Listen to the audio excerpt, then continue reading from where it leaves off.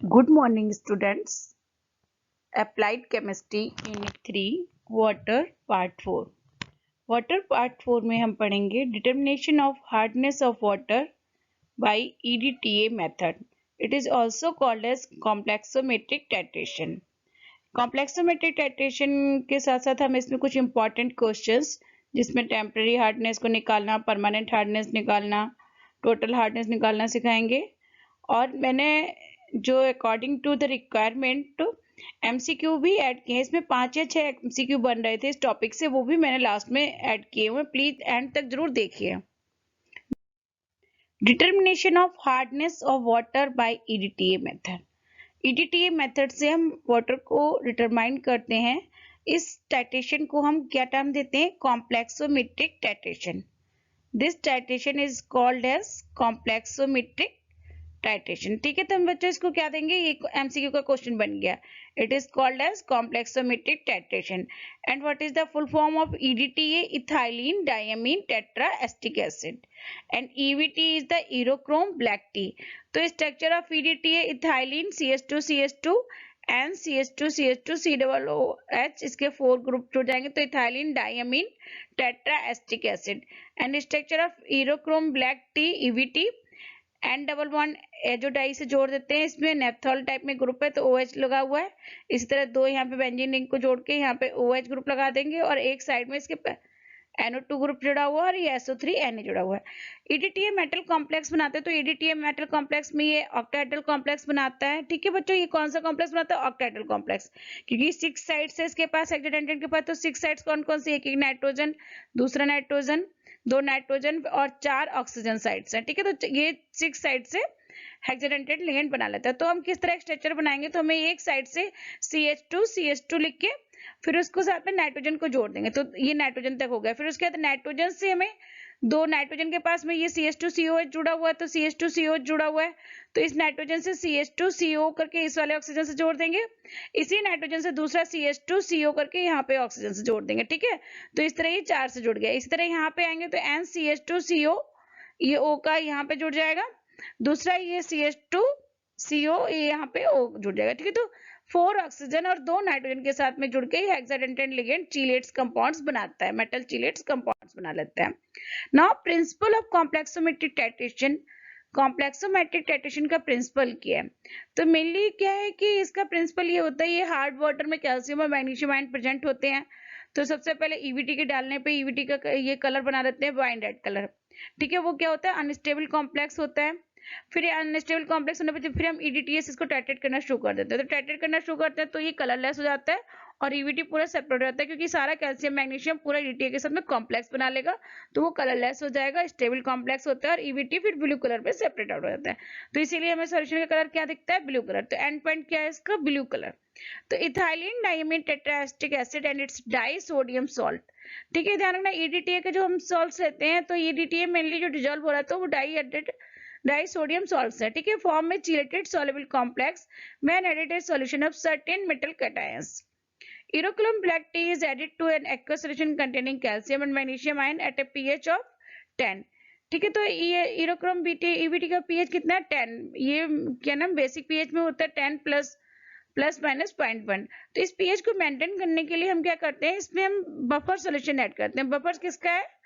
NH4OH और NH4Cl का। ठीक है, NH4Cl और NH4OH का हमने बफर सॉल्यूशन को ऐड किया। बफर सॉल्यूशन क्या करता है कि पीएच को मेंटेन करेगा। To maintain the pH of the solution 9 से 10 तक के बीच में ही रहना चाहिए, सिर्फ लो नहीं होना चाहिए। तो 10 pH तक रहने के लिए हम बफर सॉल्यूशन को ऐड कर देते हैं इसमें।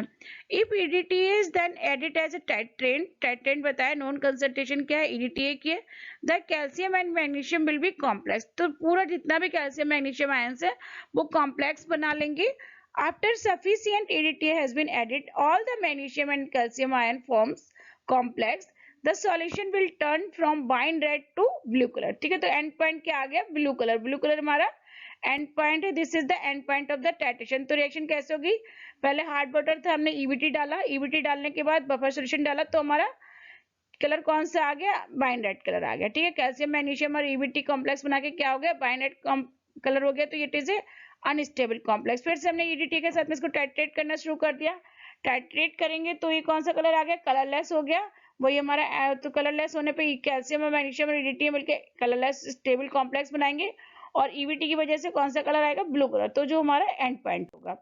नाउ एक्सपेरिमेंटल प्रोसीजर में क्या है, preparation of standard solution, preparation of EDTA solution, water का स्टैंडर्ड सॉल्यूशन बनाएंगे, EDTA का भी स्टैंडर्ड सॉल्यूशन बनाएंगे, इंडिकेटर्स भी बनाएंगे, preparation of buffer solution, ammonium chloride ammonium hydroxide का बफर, स्टैंडर्डाइजेशन ऑफ EDTA को स्टैंडर्ड करेंगे, titration of the sample having total hardness, तो हमारे पास वाटर सैंपल है जिसके पास टोटल हार्डनेस है, वो सैंपल से हम टाइट्रेशन करेंगे। नेक्स्ट वो बॉइल्ड वाटर भी यूज करते हैं, तो बॉइल्ड वाटर को हम क्या कहते हैं, जो टाइट्रेशन करेंगे वो सैंपल जिसमें परमानेंट हार्डनेस प्रेजेंट है।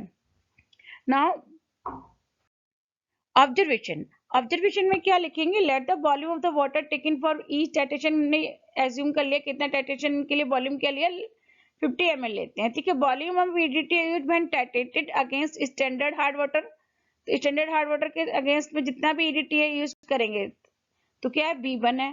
Volume of EDTA used when titrated against sample hard water sample, first जो सैंपल लेंगे जिसमें कि हमें टोटल हार्डनेस पता करनी है, उसका कितना आ जाएगा, B2 ml। तो थर्ड हम लेंगे volume of EDTA used when titrated against water having permanent hardness, ठीक है। तो ये कौन सा सैंपल है, जो बॉइल्ड वाटर वाला है जिसमें टेम्पररी हार्डनेस रिमूव हो सकी, तो उसका B3 ml ले लेंगे, ठीक है। नाउ कैलकुलेशन स्टार्ट करते हैं। कैलकुलेशन में सबसे पहले स्ट्रेंथ ऑफ EDTA निकालेंगे। स्ट्रेंथ ऑफ EDTA सॉल्यूशन, यहाँ पर यू मिस हो गया, SOLUTION है। Solution 1 ml of standard hard water contains 1 milligram of calcium carbonate, तो 50 ml कितना करेगा, 50 मिलीग्राम करेगा। तो volume of EDTA consume for 50 ml के लिए कितना आ जाएगा, V1 ml, ठीक है। इसी तरह V1 ml of EDTA used for 50 milligram of calcium carbonate, तो 1 ml के लिए कितना हो जाएगा, 50 अपॉन V1 मिलीग्राम पर ml of EDTA। Total hardness में क्या निकालेंगे, volume of EDTA used for 50 ml sample water के लिए B2 लिखते हैं, ठीक है। तो 1 ml के लिए हमने अभी पीछे निकाला था 50 upon V1 milligram of calcium carbonate. B2 के लिए कितना आएगा, 50 upon V1 into B2। Hence 50 ml of sample water is equal to 50 upon V1 into B2 upon 50 milligram of calcium carbonate। 1000 ml के टर्म में लिखेंगे तो 1000 ml of sample water के term में क्या आएगा, B2 upon B1 into 1000 milligram, ठीक है। ये यूनिटरी मेथड से निकाल सकते हैं। Total hardness is equal to B2 upon B1 into 1000 ppm के टर्म में आ जाएगा ना। परमानेंट हार्डनेस अगर हमें निकालना हो तो परमानेंट हार्डनेस के लिए वही हमने सैंपल कौन सा लिया, जो बॉइल्ड वाटर है, ठीक है। बॉइल्ड वाटर से हम परमानेंट हार्डनेस निकाल लेंगे। तो volume of EDTA used for 50 ml of water containing permanent hardness, उसको हमने क्या माना है, B3। Since 1 ml of EDTA contains 50 upon B1 milligram of calcium carbonate, तो B3 के लिए क्या होगा, 50 upon B1 into B3। 50 ml के लिए V1 50 upon V1 into V3 upon 50 आ जाएगा। 1000 ml सैंपल वाटर के लिए यानी कि 1 लीटर के लिए इंटू 1000 कर देंगे मिलीग्राम में, तो B3 upon B1 into 1000 milligram, ठीक है। तो total hardness is equal to B3 upon B1 into 1000 ppm। Total hardness कितना आ जाएगा, B3 upon B1 into 1000 ppm। और यहाँ पे तो ये परमानेंट हार्डनेस आएगी। टोटल हार्डनेस का मतलब यहाँ पे परमानेंट टोटल हार्डनेस, ठीक है। कौन सी हार्डनेस है, ये परमानेंट हार्डनेस, ठीक है। तो यहाँ पे हम क्या लिखेंगे, टोटल परमानेंट, यहाँ पे हम लिख देंगे परमानेंट हार्डनेस कितनी आई, इतनी, ठीक है। तो टोटल हार्डनेस, टेम्परेरी हार्डनेस कैसे निकालेंगे हम, permanent minus temporary hardness is equal to total minus permanent कर देंगे, ठीक है। तो परमानेंट हार्डनेस हमारी ये निकल के आएगी B3 अपॉन, ये परमानेंट हार्डनेस लिख लो, यहाँ पे बाय मिस्टेक हमने टोटल लिख दिया था, ठीक है। Temporary hardness total hardness minus permanent hardness हम कर देंगे। नाउ बेटा क्वेश्चन को जब हम सॉल्व करते हैं तो हमें बहुत ध्यान से करना है कि किस तरह हमें निकालना है, ठीक है। एक M1B1 मेथड करके भी निकाल सकते हैं, M2B2 मेथड करके, और दूसरा यूनिटरी मेथड है, ठीक है। ये यूनिटरी मेथड है। 100 ml of sample water required 20 ml of 0.01 EDTA for titrating using EVT as indicator. After boiling 100 ml of the same sample required 10 ml of 0.01 EDTA. Calculate the temporary and permanent and total hardness. Since EDTA mainly 1:1 का complex बनाता है metal ion के साथ में, तो यानी कि 1 molar solution of EDTA reacts with 1 mole of calcium carbonate. इसका मतलब क्या हो, 1:1 कॉम्प्लेक्स बनाता है, तो इसका मीन्स क्या हो गया, means 1 molar solution of EDTA reacts with 1 mole of calcium carbonate और 1000 ml of और 1 m मोलर, ठीक है। लीटर के टर्म में 1 लीटर लिखेंगे, अब 1000 ml लिखते हैं, react with 100 gram of calcium carbonate. ठीक है, ये हमने पढ़ा हुआ है, जैसे कि 1 मोलर के लिए जितना मॉलिक्यूलर वेट होगा तो उतना ही हम उसको लेंगे 100 ग्राम। ठीक है, 1000 ml लेंगे या 1 लीटर सोल्यूशन लेंगे तो 1 मोलर बन जाएगा। तो 1 ml of 1 molar EDTA reacts with 100/1000 into 1000 milligram of calcium carbonate, तो हमारे पास कितना आएगा 100 मिलीग्राम ऑफ कैल्शियम कार्बोनेट। तो 1 ml ऑफ 0.01 मोल, ठीक है, तो 0.0 मोल EDTA के लिए कितना आ जाएगा 1 मिलीग्राम ऑफ कैल्शियम कार्बोनेट। ठीक है, क्योंकि यहाँ पे हमें 0.01 दिया था, तो 1 ml of 0.01 mole EDTA reacts with 100/100 कर देंगे तो कितना आएगा 1 मिलीग्राम ऑफ कैल्शियम कार्बोनेट। तो strength of given EDTA solution कितना है हमारे 1 मिलीग्राम पर ml। Total hardness is equal to, since 1 ml of EDTA required 1 milligram of calcium carbonate, तो 20 के लिए कितना रिक्वायर्ड होगा 20 मिलीग्राम। 100 के लिए कितना रिक्वायर्ड होगा 100 ml of sample hard water contains 20/100 और फिर 1000 के लिए कितना हो जाएगा 20/100 into 1000। ठीक है, तो यानी कि 200 मिलीग्राम ऑफ कैल्शियम कार्बोनेट निकल के आएगा। ठीक है, 200 मिलीग्राम ऑफ कैल्शियम कार्बोनेट का मतलब 200 मिलीग्राम पर लीटर। टोटल हार्डनेस कितनी निकली 200 मिलीग्राम पर लीटर, यानी 200 ppm इसकी टोटल हार्डनेस निकली। अब हम परमानेंट हार्डनेस निकालेंगे तो उसका सैंपल चेंज है, तो since 1 ml of EDTA required 1 milligram of calcium carbonate, वो तो स्ट्रेंथ में दिया हुआ है, तो 10 ml ऑफ EDTA के लिए कितना चाहिए 10 मिलीग्राम। 100 के लिए 10/10 into 100 हो जाएगा। ठीक है, तो 1000 के लिए 10/100 into 1000 हो जाएगा, तो यानी कि कितना आया 100 मिलीग्राम ऑफ कैल्शियम कार्बोनेट की रिक्वायरमेंट है 1000 ml के लिए। तो परमानेंट हार्डनेस कितनी आएगी 100 ppm या 100 मिलीग्राम पर लीटर। टेम्पररी हार्डनेस कैसे निकालेंगे, टोटल हार्डनेस में से हमने परमानेंट हार्डनेस को माइनस कर देंगे तो it will be temporary hardness. ठीक है, तो बच्चों इस तरह हम इसको निकाल लेंगे। नेक्स्ट क्वेश्चन है 500 ml of sample of water on EDTA titration with EBT as indicator consumed 18 ml of 0.045 molar EDTA till end point is reached. Calculate the hardness of water. हमें हार्डनेस निकालनी है। ठीक है, तो हमें टोटल हार्डनेस निकाल लेंगे यहाँ पर। तो 1 ml of 0.01 EDTA is equal to 1 milligram of calcium carbonate strength के टर्म में दिया था जो पीछे निकाला था हमने। तो 18 ml के लिए 0.045 ml of EDTA 1/0.01 into 18 into 0.045 पूरा निकालेंगे यूनिटरी मेथड से, तो कितना आएगा 81 मिलीग्राम ऑफ कैल्शियम कार्बोनेट आ जाएगा। तो 500 ml of water contains 81 milligram of calcium carbonate, तो हार्डनेस प्रेजेंट इन 1 लीटर कितना हो जाएगा 81/500 into 1000, तो 162 ppm इज द हार्डनेस निकल आएगी। ठीक है बच्चों, प्रैक्टिस करोगे तो आपको हो जाएगा क्वेश्चन सॉल्व। ना क्वेश्चन नंबर 3 है, इसको मैंने दूसरे मेथड से समझाया है कि है वो M1B1 = M2B2, ये मेथड ज्यादा इजी होता है। यूनिटरी मेथड्स अपने अपने उसके हिसाब से, कुछ लोगों को यूनिटरी मेथड इजी लगता है, कुछ लोगों को M1B1 का लगता है। आप प्रैक्टिस करिए दोनों से, जो आपको इजी लगे उसी से निकालना है, दोनों से क्वेश्चन के आंसर सेम ही निकलेंगे। अब हम ये M1B1 के मेथड से भी हमने यहाँ पे 3-4 क्वेश्चन सॉल्व किए। इसमें देखो, if 50 ml of sample hard water was titrated against 0.01 mol EDTA. If required 15 ml of EDTA for titration, 50 ml of the same hard water after boiling and filtering etc. required 5 ml of the EDTA for titration. Calculate the total and temporary hardness. तो इसमें देखो हमें given क्या है, जो boiled water के बाद कितना 5 ml दिया हुआ है, EDTA की सेम कंसंट्रेशन ले लेंगे, 50 ml उसका सैंपल ले लेंगे वाटर के, ठीक है, और 50 ml of sample hard water का लेंगे जब हमारे पास टोटल हार्डनेस निकालेंगे। ठीक है, तो हम टोटल हार्डनेस के लिए क्या निकालेंगे, हार्ड वाटर और EDTA सॉल्यूशन का M1B1 = M2B2 से निकाल लेंगे। हार्ड वाटर का M1 कितना है, M1 हार्ड वाटर का हमें पता नहीं, वो हमें निकालना है। B1 कितना है, 50 ml sample of hard water लिया हमने। M2 कितना है, 0.01 EDTA दिया हुआ है। EDTA का कितना है, रीडिंग आई 15 ml। तो इतना निकालने के बाद M1 हमारे हार्ड वाटर का कितना निकलेगा, 3 × 10⁻³ मोल निकलेगा। ठीक है, 3 × 10⁻³ मोल निकला। तो इसको हम ना टोटल हार्डनेस में चेंज करेंगे, molarity into molecular mass into calcium carbonate. ठीक है, टोटल हार्डनेस निकाल लेंगे, तो M1 × 100 × 1000 करेंगे, तो 3 × 10⁻³ इंटू 100 करने पर 300 ppm इसका आंसर आ जाएगा। ठीक है, तो 300 ppm आएगा। तो अब हम सेकेंड स्टेप सेकेंड में हम क्या करेंगे, टेम्परेरी हार्डनेस निकालनी है, तो हमें टेम्परेरी हार्डनेस रिमूव वाला जो बॉइल्ड वाटर मिला है सैंपल में वो हम ले लेंगे, जिसमें से हमें removal of temporary hardness remove हो चुकी है, परमानेंट हार्डनेस दी है। ठीक है, तो हम इसको m-1 और b1 मान लेंगे। ठीक है, इसको m2 b2 मान लेंगे। m-1 निकालेंगे तो b1 कितना है हमारे पास, b1 तो सेम है 50 ml ही लिया, सेम सैंपल जो हार्ड वाटर जो बॉइल्ड वाटर लिया वो कितना 50 ml ही लिया। ठीक है, m2 कितना है, m2 EDTA के m2 भी सेम है 0.01 मोल। b2 कितना आया हमारा, b2 की रीडिंग कितनी आई यहाँ पर 5 ml। ठीक है, तो यहाँ पे b2 की 5 ml लिख लेंगे जो बॉइल्ड वाटर वाले की। तो m1 dash is equal to कितना आएगा 1 इंटू 10⁻³ मोल। तो permanent hardness is equal to वही molarity into molecular mass of calcium content 1000 ppm के टर्म में लिखेंगे। तो हमारा ये आएगा परमानेंट हार्डनेस कितना निकल के आया 100 ppm। अब हम क्या करेंगे, टेम्परेरी हार्डनेस के लिए क्या करेंगे, total hardness minus permanent hardness कर देंगे तो कितना आंसर जाएगा 200 ppm is the temporary hardness. Next question को सॉल्व करते हैं, क्वेश्चन नंबर 4। इस क्वेश्चन में क्या है कि हमारे पास कंसंट्रेशन नहीं दी है स्टैंडर्ड हार्ड वाटर की, यानी सैंपल ऑफ हार्ड वाटर की इसकी कंसंट्रेशन गिवन नहीं है।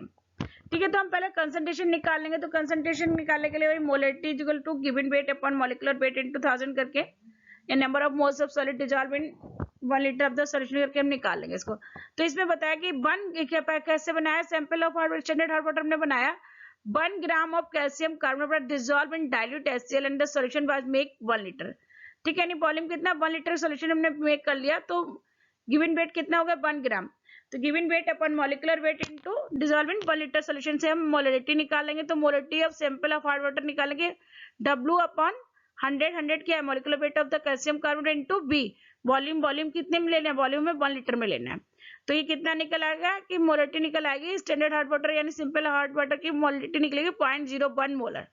ठीक है, इस मोलरिटी का हम यूज कर लेंगे जब m1 b1 is equal to water is equal to m2 b2 EDTA के लिए। ठीक है, तो हम m1 b1 m1 हमें पता चल गया, b1 कितना है 50 दिया हुआ है 50 ml सोल्यूशन। ठीक है, और ये b2 दूसरा ये EDTA का b2 कितना आया, EDTA का b2 कितना है 40 ml EDTA यूज हुआ, और EDTA का m हमें निकालना है। m ऑफ EDTA निकालने के लिए हमने फिर यहाँ पे इक्वेशन लगा दिया m1 b1 of hard water and m2 b2 of EDTA। तो ये कितना निकल गया, m ऑफ EDTA निकाला है 0.0125, ये भी हमने यहाँ पे नोन कर लिया। अब हमने यहाँ तो दो चीज डिटरमाइन करने के बाद हम टोटल हार्डनेस निकाल लेंगे। तो टोटल हार्डनेस के लिए फिर से यहाँ पे गिवन है कि कितना इन्होंने कंज्यूम कर लिया 50 ml of the sample water का सैंपल यानी वाटर B1 कितना हुआ 50 ml, और EDTA कितना यूज कर लिया 20 ml। तो टोटल हार्डनेस के लिए तो m of total hardness to 50, और ये जो हमने EDTA निकाला उसकी कंसंट्रेशन निकाल के यहाँ पे रख दिया 0.0125 इंटू कितना यूज किया EDTA 20 ml। तो टोटल हार्डनेस निकला है, टोटल हार्डनेस कितना निकला 5 इंटू 10⁻³ मोलर निकला। तो 5 इंटू 10⁻³ इंटू 100 स्ट्रेंथ के टर्म में निकालेंगे 100 इंटू 1000 करने के बाद ppm के टर्म में कितना है 500 ppm इसका आंसर आ जाएगा। नेक्स्ट इसी तरह क्वेश्चन एक और है, total hardness of sample of water was determined by titrating the sample with standard EDTA solution. From the following region, calculate the total hardness of water sample and express hardness of water in ppm।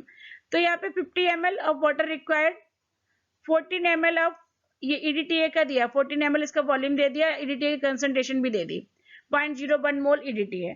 तो हमें और यहाँ पे हमें water की भी जो sample of hot water लिया तो उसकी भी हमें वॉल्यूम दिया है, और वॉल्यूम के साथ हमें केवल m1 निकालना। तो m1 b1 of hot water is equal to m2 b2 of EDTA solution से हम m1 को फाइंड आउट कर लेंगे। तो m1 कितना है 2.8 इंटू 10⁻³ मोल रहेगा। अब इसको फाइंड आउट करने के बाद total hardness is equal to वही मोलरिटी है, molarity into molecular mass of calcium carbonate into 1000 को हम पुट कर देंगे। तो मॉलिक्यूलर मास कैल्शियम कार्बोनेट 100 है, 1000 को ppm के टर्म में निकालना है क्योंकि ग्राम में है ये, तो इसको मिलीग्राम में निकालना है, तो इसलिए 1000 से मल्टीप्लाई कर देंगे तो हमारे पास आंसर कितना आएगा 280 ppm। इसी तरह एक और क्वेश्चन है, इसमें क्या है कि हमारे पास इसमें भी हम molarity of sample of water की मोलरिटी निकालेंगे, वो गिवन नहीं है कितना, वो बताएंगे हमने कैसे सॉल्यूशन बनाया। 0.5 gram of calcium carbonate dissolve in dilute HCl and diluted to 500 ml। ठीक है, जैसे वहां पे हमने 1 ग्राम को 100,000 ml में डिसॉल्व किया था पिछले क्वेश्चन में, पिछले क्वेश्चन में, यहाँ पे 0.5 ग्राम को हम 0.5 लीटर में डिसॉल्व कर रहे हैं, यानी कि तो हमें कंसंट्रेशन बतानी कि उसकी कितनी मोलरिटी होगी। तो मोलरिटी ऑफ वाटर के सैंपल और वाटर निकाले तो give W upon 100 into B।